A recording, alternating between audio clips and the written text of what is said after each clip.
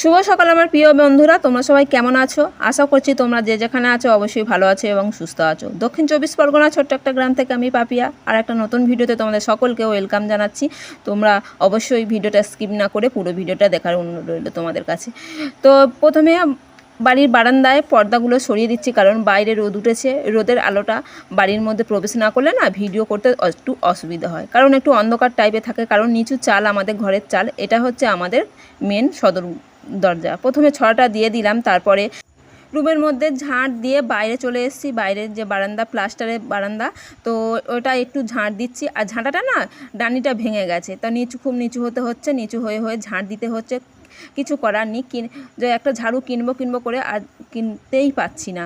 তো আমাদের পাশে তো বিক্রি করে একটা কাকু, তো তাদের বাড়ি যাব, সময় হচ্ছে না। তো আমি বারান্দাটা ঝাঁট দিয়ে মেন সদর দরজায় চলে এসে ওইখানে ঝাঁটটা দিয়ে দিচ্ছি, কারণ গৃহস্থ ঘরে তো গ্রামগঞ্জে তোমরা জানো তো সদর দরজার সামনে আগে ছোড়া ঝাঁট, তারপরে ঝাঁট দিয়ে তারপরে হচ্ছে মাটির বারান্দায় চলে এসেছি। মাটির বারান্দাটার লং তোমাদেরকে দেখিয়েছি। তো প্রত্যেক দিন ঝাঁটটা দিই, কিন্তু সময় হয় না যে প্রতিদিন একটু নেতা দেবো, কারণ গোবর কাদা দিয়ে নেতা দিতে হয়, অনেকটা সময় লাগে। তো প্রতি বৃহস্পতিবার সপ্তাহে একদিন করে নেতাটা দিই।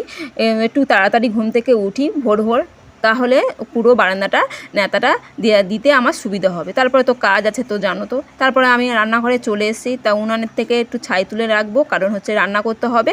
তো দুদিন ছাই তোলা হয়নি, তো ভর্তি হয়ে গেছে। তো জ্বালানিতে রান্না, তা জ্বালানিতে রান্না করার সময় একটু অসুবিধা হবে, তাই না?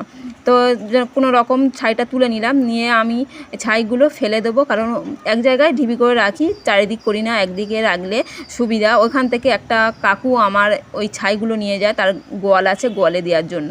তো যাই হোক, ছাইগুলো ফেলে দিয়ে এসে আবার উনুনের কাছে চলে এসেছি। গোবর কাদা দিয়ে উনুনটা এবার নেড়া দেবো, কারণ হচ্ছে উনুনের কাছে এসে খালি মনে পড়ে যে উনুনটা ভেঙে নতুন করে করব একটা উনুন, কিন্তু কে করে দেবে? আমি তো করতে পারি না। একটা কাকিমাকে বলেছিলাম উনুনটা করার জন্য, কিন্তু কাকিমা এই আষাঢ় মাসে উনুনটা করে দেবে না, কারণ হচ্ছে তার সন্তান একটা জন্ম নিয়েছে আষাঢ় মাসে, তার জন্য এই মাসে ও উনুনটা করে দেবে না, পরের মাসে করে দেবে বলেছে। তো যাই হোক, কোনো রকম তালি তুলি দিয়ে রান্নাটা করি এই উনানে।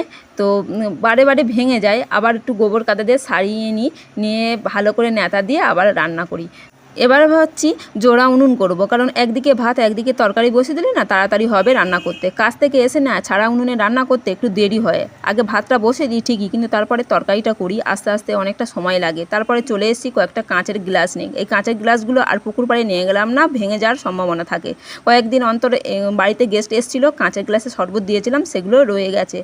তাই ভাবলাম না, জল তুলে বাড়িতে বসেই গ্লাসগুলো মেজে গুছিয়ে রাখবো। তো মাজা আমার কমপ্লিট হয়ে গেছে।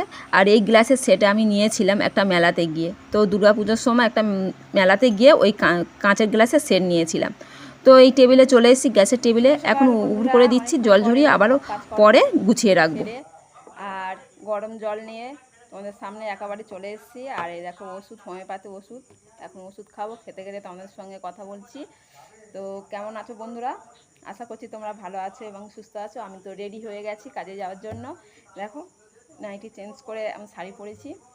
তো যাই হোক বন্ধুরা, দাদা ভাই ঘুমাচ্ছে, ডাকলাম, উঠেছে, ও কাজে যাবে। তো আমি তার আগে বেরিয়ে পড়বো, বুঝলে?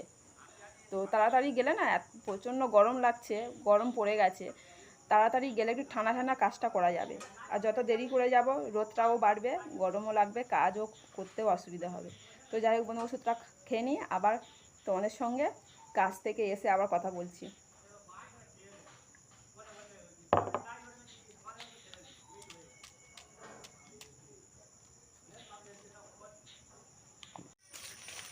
এই দেখো আমাদের গাছের কলার কাঁদি কতটা বড় হয়েছে। তো আজ একজনকে বলেছি নিয়ে যাবে, দোকানদার, সে বিক্রি করবে, তার দোকান আছে, ফলের দোকান।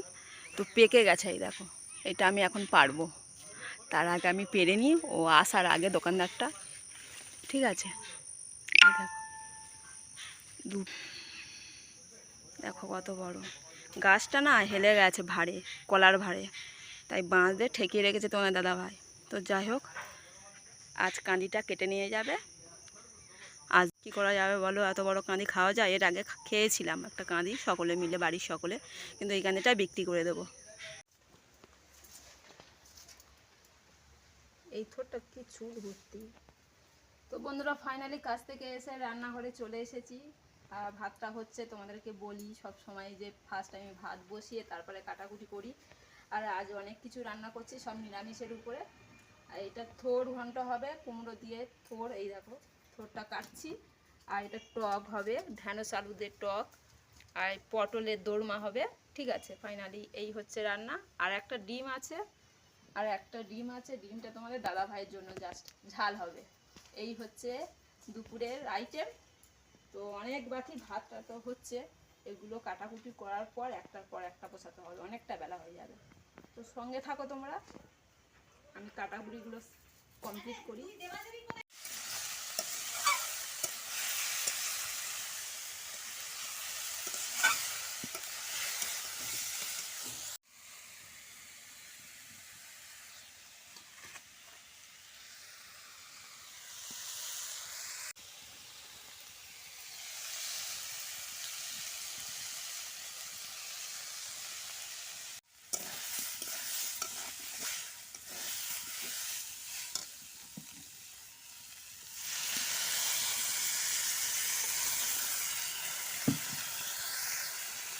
রান্নাবান্না কমপ্লিট করে স্নান করে আর আমাদের নতুন টেবিলে খেতে বসছি।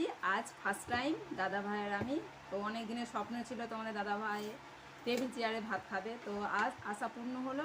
তো ফার্স্ট টাইম নতুন টেবিল চেয়ারে আমরা বসে ভাত খাচ্ছি। তা কী কী রান্না হয়েছে তোমাদের দেখিয়ে দিই। তখন মোটামুটি একটা রান্না দেখিয়েছি, আর কয়েকটা রান্না দেখে নাও তোমরা। ঠিক আছে, সাথে থেকো। এই হচ্ছে আমাদের শখের টেবিল, আর এই হচ্ছে বেঞ্চ। আর ভাত দুটো থালাতে ভাত নিয়ে নিয়েছি। আর এই দেখো, এটা হচ্ছে ঢ্যাঁড়স আলু আর আমসি দিয়ে টক, আর পটল পোস্ত করেছি। আর এই একটা থালাতে আছে ডিমের কালিয়া, একটা ডিম তোমাদের দাদা ভাইয়ের জন্য। আর এটা হচ্ছে থোর ঘন্ট, কুমড়ো আলু দিয়ে থোর ঘন্ট। ঠিক আছে, তো আমরা খাওয়া দাওয়া সেরে নিই, দাদা ভাইয়ের পাতে তুলে দিই।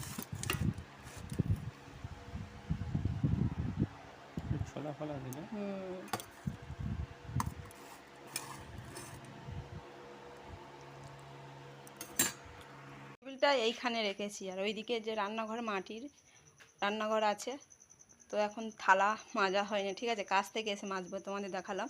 আর এইখানে টেবিল চেয়ার বসিয়েছি, এইখানে বসে আজ ভাত খেলাম। দেখো কেমন লাগছে এই জায়গাটা, ঠিকঠাক মানিয়েছে কিনা তোমরা একটু কমেন্ট করে জানাবে তো, এখানে ঠিকঠাক বসানো হয়েছে কিনা, তাহলে অন্য জায়গায় বসাবো। তো এবার কাজে বেরোচ্ছি বন্ধুরা, প্রচণ্ড ঘেমে গেছি, মুখে একটু জল দিলাম। আর মেঘ করে এসছে, ঠিক আছে, তাড়াতাড়ি বেরিয়ে যায় কাজে। যদি জল আসে ছাতা নিয়ে যাবো অবশ্য। তো বন্ধুরা সাথে থেকো, আবার আসছি পরে। কি বন্ধুরা সবাই কেমন আছো? এখন 9টা বাজতে যায় জানো। আর আমি এসছি কাজ থেকে 8:30 বেজে গেছে, এসে ফ্রেশ হয়ে কোনো রকম তোমাদের সামনে এসছি। আর এতগুলো জামা কাপড় গুছাতে গুছাতে তোমাদের সঙ্গে গল্প করছি। তো কাজের ওখানে অনেকটা টাইম ধরে কাজ করেছি, কারণ কাল হচ্ছে জামাই ষষ্ঠী, ছুটি থাকবে। আর এক্সট্রা কাজ করেছি, তার সঙ্গে আবার আমার বেশি করে কাজ করিয়ে নিয়েছে মালিক, কারণ যে জায়গায় বসে কাজ করি ধুলোবালি পড়েছে, সেগুলো পরিষ্কার পরিচ্ছন্ন করে আসতে হয়েছে। তার জন্য এসে আমার ফ্রেশ হতে হয়েছে, সাবান মেখে আমার গা হাত পা ধুতে হয়েছে, নাহলে কিট ছিল প্রচণ্ড। তো কি করব, গরিব আমরা, খেটে খেতে হবে, মালিকরা যা বলবে তাই শুনতে হবে, কিছু করার নেই। তো এই জামা কাপড়গুলো অনেক অনেক বলবো না, অনেক, তো দেখো অনেক। তো কয়েকদিন কেচে শুধু এক জায়গায় রেখে দিচ্ছি, কাজে যাই টাইম পাই না। তার জন্য আজ ভাবছি তার জন্য ভাবছি আজ একটু গুছিয়ে রাখবো।